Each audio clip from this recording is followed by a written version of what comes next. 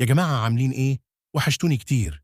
لو بصيتوا حواليكم دلوقتي هتلاقوا التكنولوجيا موجودة في كل حتة، بس فيه حاجة معينة بتنمو بسرعة رهيبة وهتغير شكل العالم اللي نعرفه كله: الذكاء الاصطناعي والروبوتات. هل فكرتوا قبل كده حياتنا ممكن تبقى عاملة إزاي في المستقبل مع التطورات الرهيبة دي؟ الموضوع مش مجرد أفلام خيال علمي بنشوفها، لا، ده واقع بنعيشه وبنشوف تأثيره حوالينا كل يوم. من الموبايل اللي بيعرف صوتك، للعربيات اللي بتسوق نفسها، لحد الأنظمة اللي بتساعد الدكاترة، الذكاء الاصطناعي والروبوتات خلاص بقوا جزء لا يتجزأ من حياتنا. بس ده مجرد البداية الحقيقية. إيه اللي جاي؟ وإزاي التكنولوجيا دي هتشكل مستقبلنا ومستقبل ولادنا؟ هل هي فرصة ذهبية ولا تحدي كبير؟ ده اللي هنعرفه النهاردة. استعدوا لرحلة سريعة ومثيرة نشوف فيها أهمية الذكاء الاصطناعي والروبوتات لمستقبلنا ومستقبل البشرية. الذكاء الاصطناعي مش حاجة معقدة زي ما بنفتكر. ببساطة هو إن الآلة تقدر تفكر أو تتصرف بطريقة تحاكي الذكاء البشري، يعني تقدر تتعلم، تحل مشاكل وتاخد قرارات. والروبوتات هي الآلات اللي بنبرمجها عشان تقوم بمهام معينة، وغالباً بيبقى فيها نوع من الذكاء الاصطناعي عشان تكون أكتر كفاءة ومرونة. النهاردة بنشوف تطبيقاتهم في كل مكان. في الصناعة، الروبوتات بتشتغل بدقة وسرعة متناهية في التجميع والتصنيع. في الطب، الذكاء الاصطناعي بيساعد في تحليل الأشعة والتشخيص المبكر للأمراض بدقة أعلى من عين الإنسان في بعض الأحيان. في حياتنا اليومية، المساعدين الشخصيين زي سيري وأليكسا بقوا جزء أساسي من بيوتنا، والسيارات ذاتية القيادة ما بقتش خيال. حتى في الزراعة، الذكاء الاصطناعي بيساعد في تحسين المحاصيل وتقليل الهدر.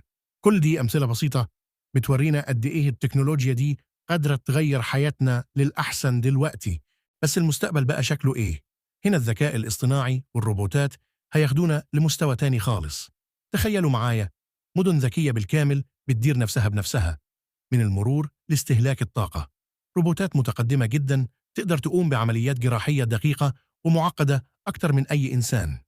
تعليم شخصي لكل طالب حسب قدراته واهتماماته عن طريق أنظمة ذكاء اصطناعي متطورة. اكتشافات علمية وطبية هتحصل في وقت قليل جدا بفضل قدرة الذكاء الاصطناعي على تحليل كميات بيانات ضخمة ومعقدة. كمان في مجالات زي استكشاف الفضاء أو أعماق البحار، الروبوتات هتبقى عينينا وإيدينا في الأماكن اللي الإنسان صعب يوصلها. ممكن نشوف روبوتات بتقوم بمهام خطيرة زي مكافحة الحرائق أو التعامل مع المواد المشعة. المستقبل فيه إمكانيات لا نهائية بفضل التطور ده. طبعا مع كل التطور ده لازم نتكلم عن التحديات. أهم تحدي بيواجهنا هو تأثير الذكاء الاصطناعي على سوق العمل. في وظائف كتير ممكن تختفي مع إن الروبوتات والأنظمة الذكية تقوم بيها، وده هيخلينا محتاجين نعيد تأهيل العمالة ونخلق وظائف جديدة بتتطلب مهارات مختلفة. كمان في تساؤلات أخلاقية مهمة جدا. مين المسؤول لو عربية ذاتية القيادة عملت حادثة؟ إزاي نضمن إن أنظمة الذكاء الاصطناعي مش متحيزة ضد فئات معينة؟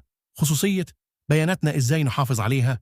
كل دي أسئلة مهمة جدا لازم نفكر فيها ونلاقي لها حلول وإحنا بنبني المستقبل ده.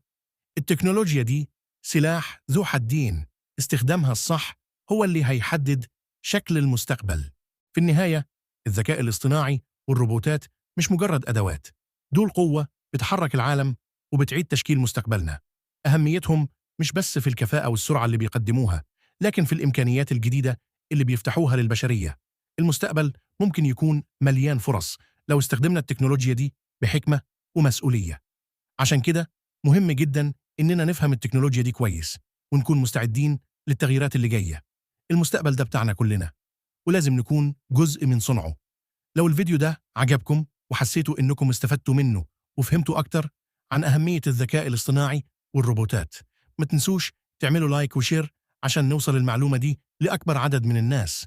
والأهم، ما تنسوش تشتركوا في القناة وتفعلوا الجرس عشان ما فيش أي حاجة جديدة عن التكنولوجيا والذكاء الاصطناعي وتطورات المستقبل تفوتكم أبدا. شكرا للمشاهدة وأشوفكم في فيديو جديد.